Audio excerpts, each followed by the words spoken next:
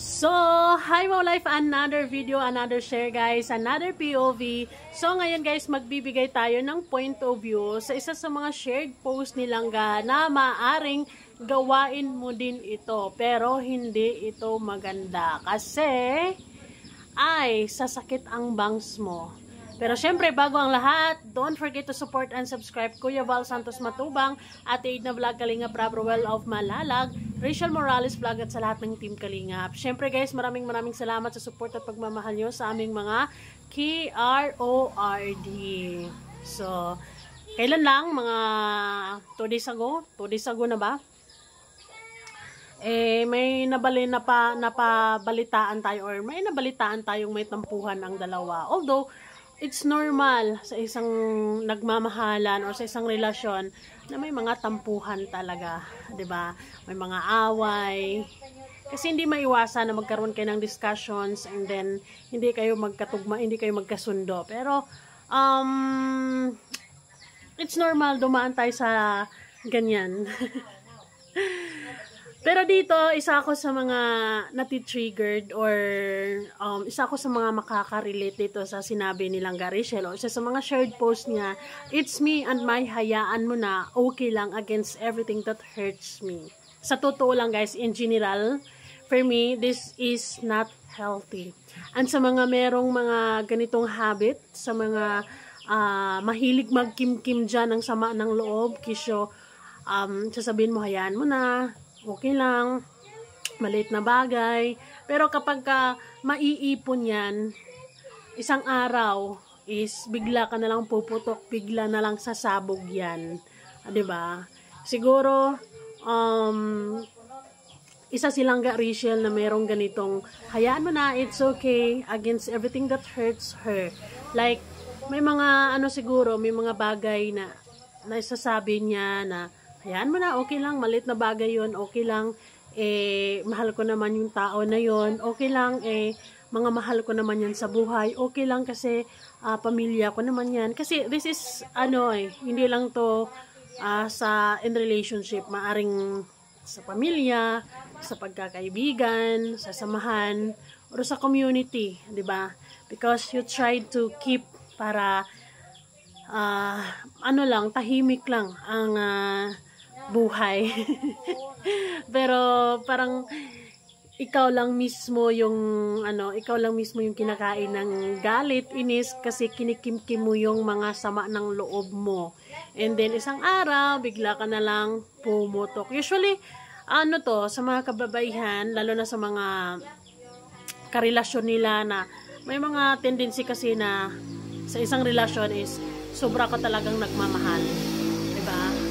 And then, may mga red flags na, nakikita mo na yung mga hindi magaganda, you open up already, like, love, nasasaktan ako dyan, hindi ako komportable na ginagawa mo ito, hindi ko komportable, naglalike ka ng ganito, hindi ko komportable na kaibigan mo siya, pero, hindi kanya pinapakinggan, and then, lagi lang sinasabi, it's okay, hindi mo dapat ikabahala yan, hindi ka dapat mag-worry.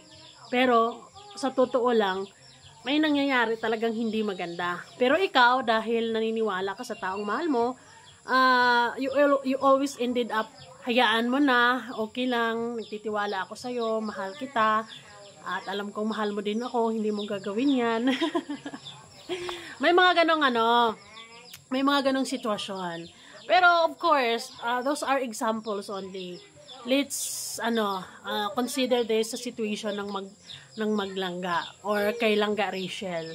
Siguro bilang isang Rachel na alam naman natin bilang isang breadwinner, bilang isang panganay, tumatayong nanay at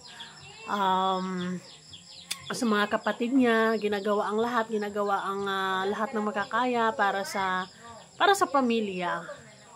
And siguro sa relasyon, may mga bagay siguro talagang hinahayaan na lang muna niya kasi akala niya okay lang. May mga bagay siguro na kinikimkim na lang niya because ayaw na niya ng gulo or ayaw na niyang pag-usapan kasi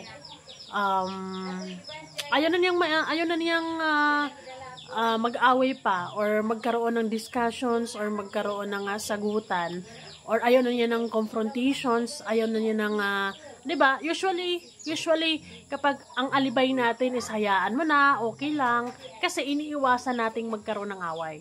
Kasi iniiwasan nating magkaroon ng discussion. Kasi iniiwasan natin na hahaba pa ang problema or hahaba pa yung usapin, 'di ba? May mga ganong pangyayari.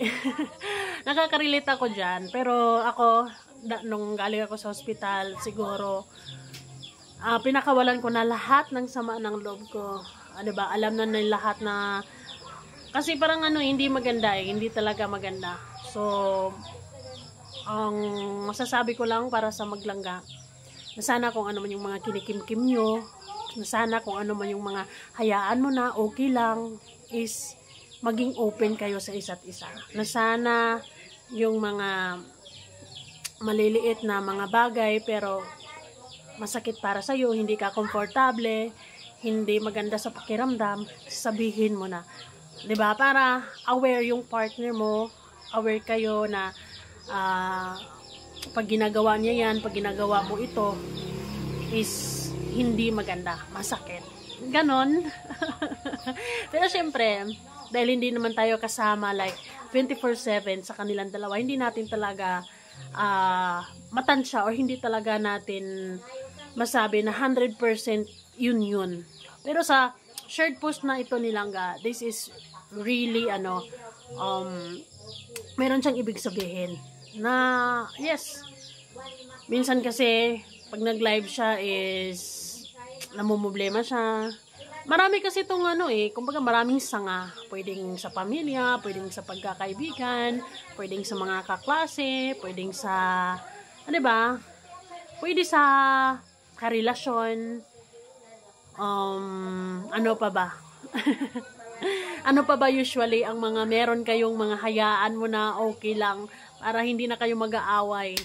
And then bigla na lang isang araw na triggered ka, boom, panis.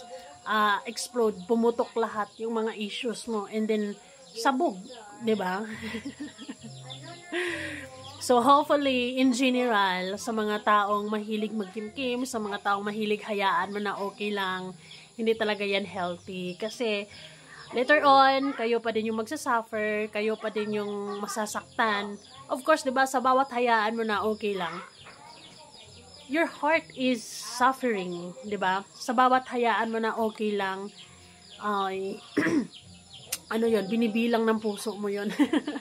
Hindi mo yan pinapakawalan, talagang magkakaroon ka ng sama ng loob na ikaw lang din mismo ang nakakaalam, kasi akala ng mga taong nakapaligid sa'yo, walang problema, okay lang, 'di ba? Kasi hindi ka nag-open up hindi ka nagsalita, 'di ba? So open communication is the key.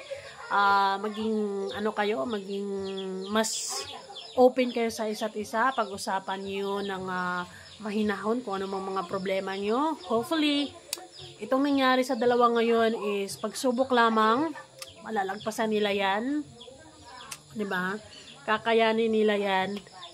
And sana, of course, sa bawat tampuhan, I believe na there is lessons. Sa bawat tampuhan, merong adjustments. Sa bawat tampuhan, meron kayong matututunan. Sa bawat tampuhan, kumbaga, meron kang mas makilala mo palalo yung partner mo. Mas makilala mo palalo yung mga mahal mo sa buhay. 'Di ba? So, sa mga mahilig magkim-kim dyan, let it go. And sa mga Rochelle fans, sa panahong ito, sa puntong ito, let them be. Let it go and let them be. 'Di ba? Kasi sila lang talaga mismo ang makakapag resolba kung ano man ang mga hayaan mo na okay lang na iniipon nila. 'Di ba? So ang sa atin lang naman is we're here to support them. We're here para maghintay sa kanila, ganun. So I hope everything will be okay. Embrace positivity, avoid negativity. Salamat guys. Bye.